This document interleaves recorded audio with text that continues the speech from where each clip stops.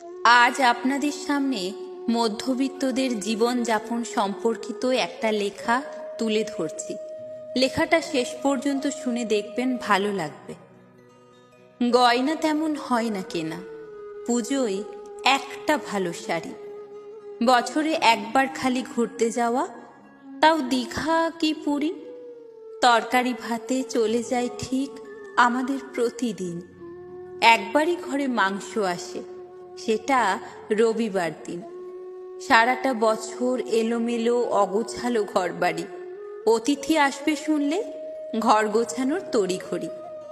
কাচের বাসন ভর্তি শোকেসে, খাওয়া দাওয়া হয় স্টিলে। ওগুলো বের করা হয় একমাত্র বাড়িতে কেউ এলে। আমিষের সাথে নিরামিষ ছুলে সগড়ি হওয়ার ভয়। অটোতে না গিয়ে বাসে করে গিয়ে 2 টাকার সঞ্চয়। একটু বেলার দিকে বাজারে যাওয়া, সকালে আগুন দর। ঘুরিয়ে ফিরিয়ে কাতলা, ট্যাংরা, ভোলা বা শঙ্কর। ইলিশ সে তো বিশাল ব্যাপার, গোটা বর্ষায় একবারই। সেই মাছের কি হবে, ঝোল না ভাপা, সেই নিয়ে মারামারি।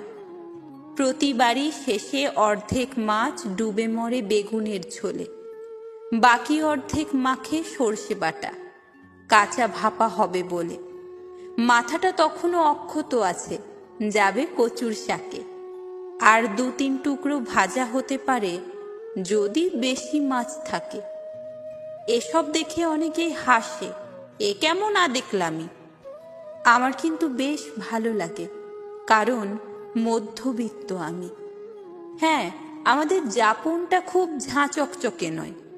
বাজে খরচা করতে আমাদের হয়তো খানিকটা মায়া হয়। জন্মদিনে রেস্টুরেন্টে হয় না পার্টি করা। খুব সাদামাটা জীবনটা আছে অনেক অভিযোগে ভরা। অনেক কিছুই আমাদের হয়তো হয় না হাতে পাওয়া। তবুও মনে করি অনেক অহংকারের মধ্যবিত্ত হওয়া। একজন মধ্যবিত্ত জানে দিতে সামান্যরও দাম। একটু ভালো থাকতে করে অনেক পরিশ্রম। তিল তিল করে খরচ বাঁচিয়ে তারা যে সঞ্চয় করে, কাছের মানুষ বিপদে পড়লে তা নিমেষে ভাঙতে পারে। পারি না আমরা ওড়াতে পয়সা জলের মতো করে। অর্থের ঠিক কতটা মূল্য শিখেছি অভাবে পড়ে।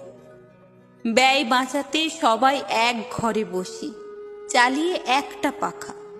অপচয় করা বড় অন্যায় জীবনের থেকে শেখা।